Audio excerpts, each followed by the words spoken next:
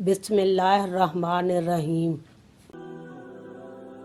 मिशकात शरीफ के मुताबिक हदीस नंबर 171। अब्दुल्लाह बिन उमर रज़ियल्लाहु तआला अन्हु बयान करते हैं, रसूलुल्लाह सल्लल्लाहु अलैहि वसल्लम ने फरमाया, मेरी उम्मत पर ऐसा वक्त आएगा जैसे बनी इसराइल पर आया था, और वो मुमासलत में ऐसे होगा जैसे जूता जूते के बराबर होता है, हत्ता कि अगर इनमें से किसी ने अपनी माँ से इलानिया बदकारी की होगी तो वो मेरी उम्मत में भी ऐसा करने वाला शख्स होगा।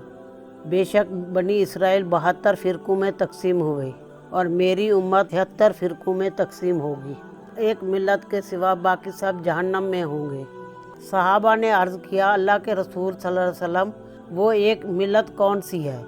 आप सल्लल्लाहु अलैहि वसल्लम ने फरमाया, जिस पर मैं और मेरे सहाबा हैं। सनद ज़ईफ़। रिवायत तिरमिज़ी हदीस नंबर 2641।